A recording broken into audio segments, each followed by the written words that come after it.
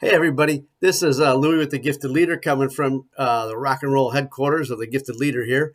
And today, what I want to share with you is the power of reading biographies and autobiographies of people that you admire as a resource to learn how to be a better leader or to pick up skills that they've used through their life to accomplish their goals and to lead other people.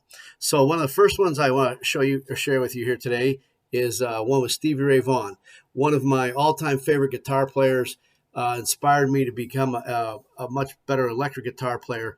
But there's some great stories about Stevie Ray Vaughan and the things that he did to overcome some personal tragedies and addictions. Learned a lot of really cool stuff about his life. The next one is Born to Run. This is Bruce Springsteen's autobiography. Again, one of my favorite songwriters of all time. But there's a lot of great things in there. He struggled with depression, among some other things, but he's been the leader of the E Street Band. And so there's lots of really cool things in there about leadership.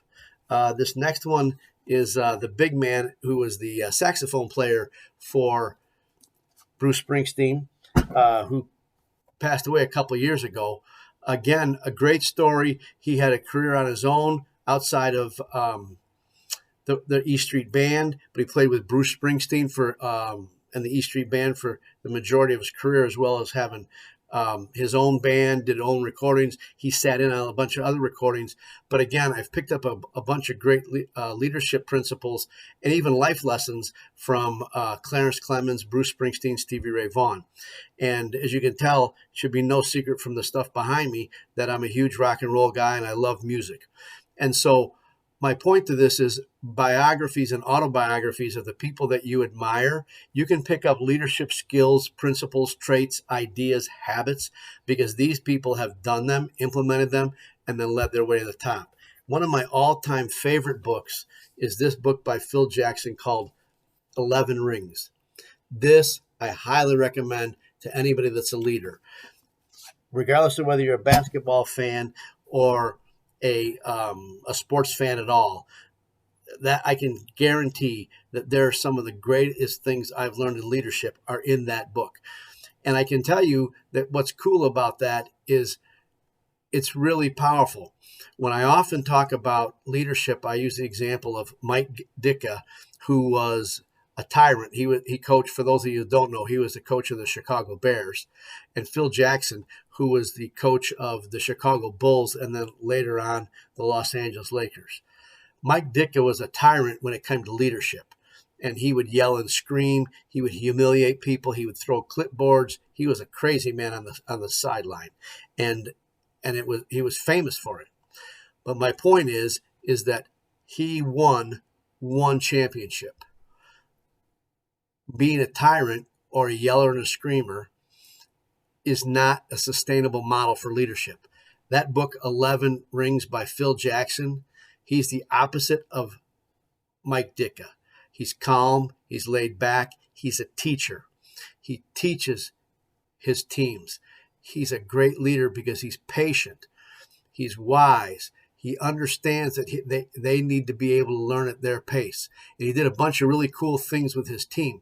One of the things he did was he would slowly dim the lights, and so that the players had to get better and better at having a feel for where everybody was on the court. One of the other things that he did that was very powerful for those of you that are into some things like meditation and those kinds of things, he put the team together, and he would have them sit in a circle and actually physically breathe in and out together to synchronize and their rhythm and their bodies. And they got to be very much in the flow. And again, 11 rings is because he won 11 NBA championships. And his style of leadership, being patient, being a great teacher, being listening and understanding, he was able to win 11 championships. And by the way, when I've talked about this before, the ability to wander around as a leader and get to know your people, Phil Jackson would buy a book for everybody on his team, but he wouldn't buy the same book. He would buy a specific book for each member of the team because he knew them that well, and he knew that this particular book would help them with what they wanted to do with their life or even maybe something they were struggling with.